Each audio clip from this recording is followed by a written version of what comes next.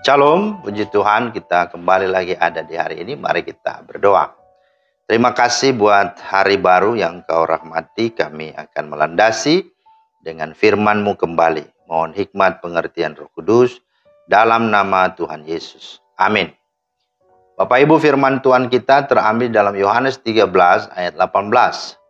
Bukan tentang kamu semua aku berkata. Aku tahu siapa yang telah kupilih. Tetapi haruslah genap nas ini. Orang yang makan rotiku telah mengangkat tumitnya terhadap aku. Itulah firman Tuhan yang menjadi dasar renungan kita pada hari ini. Tema kita hari ini adalah belajar dari Yudas Iskariot, tidak setia kawan. Saudara, pengkhianatan terhadap Yesus secara teologi sesungguhnya sudah dinubuatkan dalam Perjanjian Lama. Hal ini ditegaskan dalam Mazmur 41 ayat 10. Bahkan sahabat karibku yang kupercayai yang makan rotiku telah mengangkat tumitnya terhadap aku. Itulah ayat yang kita baca justru dikutip dari Mazmur 41 ayat 10. Nah, ayat ini menceritakan kepada kita bahwa pengkhianatan terhadap Yesus dilakukan oleh seorang kawan dan sahabat karibnya. Sahabat yang dimaksud ialah Yudas Iskariot. Dia hidup bersama Yesus selama 3 tahun sebagai salah seorang muridnya. Dia ikut melayani tetapi hatinya tidak benar di hadapan Allah. Perhatikan baik, orang yang tidak setia akan cepat meninggalkan Tuhan dan tidak akan menyelesaikan tugasnya sampai tuntas.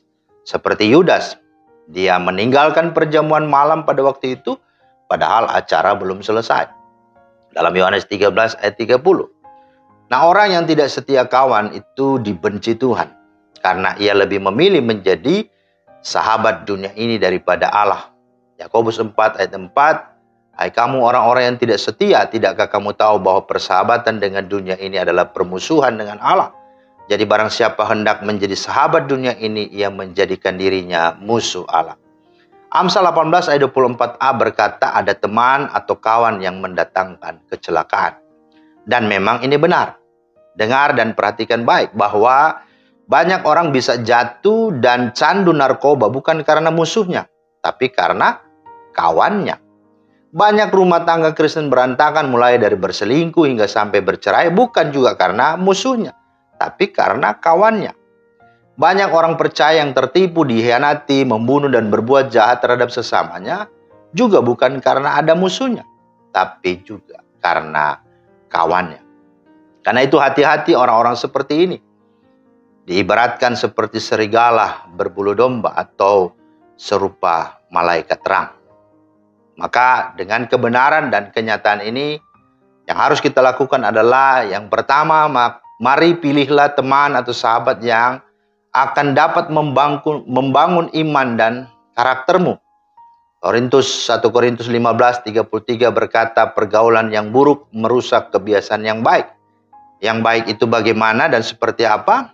Mazmur 1 ayat 1-3a berkata, yang tidak berjalan menurut nasihat orang fasik, yang tidak berdiri di jalan orang berdosa, dan yang tidak duduk dalam kumpulan pencemooh. Tetapi yang kesukaannya ialah Taurat Tuhan dan yang merenungkan Taurat itu siang dan malam. Itulah sesungguhnya sahabat-sahabat yang layak engkau temani, layak engkau hidupi. Yang kedua, bertemanlah dengan mereka yang selalu hadir dan setia dalam kesusahanmu dan kesesakanmu. Jangan ketika engkau senang, mereka ada di sana, tapi ketika susah, mereka meninggalkanmu. Sesungguhnya itu adalah tanda mereka bukanlah temanmu. Dan itu sama dengan Yudas Iskariot. Dia meninggalkan, bahkan dia mengkhianati kesetia kawanan. Amsal 17 ayat 17 berkata, seorang sahabat menaruh kasih setiap waktu dan menjadi seorang saudara di dalam kesukaran. Sahabat yang sejati, yang ada dan selalu hidup bagi kehidupan kita, itulah Yesus Kristus. Dia berkata, akulah sahabat yang setia. Kiranya kita sungguh-sungguh dimampukan untuk dapat memiliki komunitas, memiliki teman-teman, memiliki sahabat yang sesungguhnya memiliki nilai-nilai yang di dalam firman Tuhan ini hidup. Tuhan memberkati.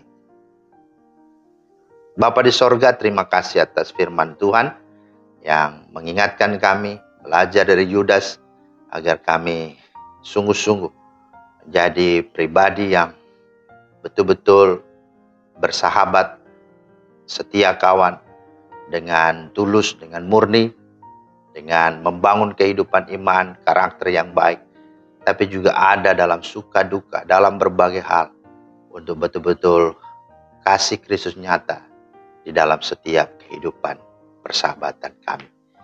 Dan Engkaulah role modelnya, Engkaulah teladan yang baik. Mari mampukan kami Roh Kudus, supaya kami boleh menjadi orang-orang yang dapat membawa pengaruh baik bagi pertemanan dan bagi kesetiaan kawanan kami. Dalam Kristus kami berdoa. Amin. Demikianlah firman Tuhan hari ini, kiranya menjadi berkat. Tuhan memberkati. Shalom.